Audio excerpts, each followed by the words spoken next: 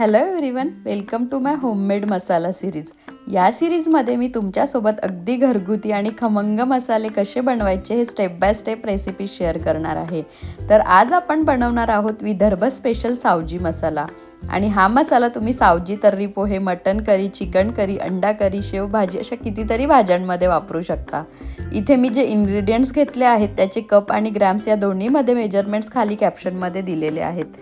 आणि शेवटी या सगळ्या इन्ग्रेडियंट्समधनं किती मसाला तयार होतो हे सुद्धा सांगणार आहे, सो व्हिडिओ शेवटपर्यंत नक्की बघा। तर इथे मी धणे मंद आचेवर भाजून घेतले। यानंतर जिरे, बडीशेप, तीळ आणि खसखस एकत्र करून हलके भाजून घेतली, ज्यामुळे मसाल्याला एक छान अरोमा येतो। आता दगडफूल हलकं भाजून घ्यायचं। यानंतर काळी मिरी, लवंग, स्टारफूल आणि मोठी वेलची एकत्र भाजून घ्यायची। हे सगळे मसाले मसाल्याला डेप्थ आणि बोल्ड फ्लेवर देतात। आता तमालपत्र आणि दालचिनी हलके भाजून घ्यायची, ज्यामुळे मसाल्याला एक वॉर्म स्पायसी टच मिळतो।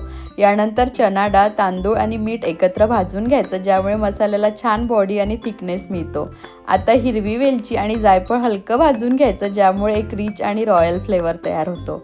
यानंतर खोबऱ्याचे काप छान गडद सोनेरी रंगावर भाजून घ्यायचे, यामुळे मसाल्याचा रंग आणि चव दोन्ही खुलवतो।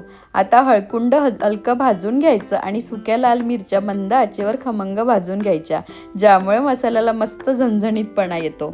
सुका कांदा देखील छान भाजून घ्यायचा। शेवटी यामध्ये लसूण पावडर घालायची आणि हे साहित्य सर्व थंड झाल्यावर एकत्र करून बारीक दळून घ्यायचं। आणि तयार आहे आपला खमंग आणि घरगुती सावजी मसाला।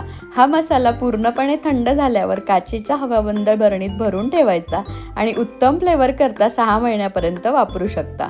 आणि या इन्ग्रेडियंट्समधनं जवळपास 300 ग्राम मसाला तयार झालेला आहे। व्हिडिओ आवडला असेल तर लाईक, शेअर आणि सेव्ह करायला विसरू नका। आणि पुढचा मसाला तुम्हाला कोणता बघायला आवडेल तेही कमेंटमध्ये नक्की सांगा।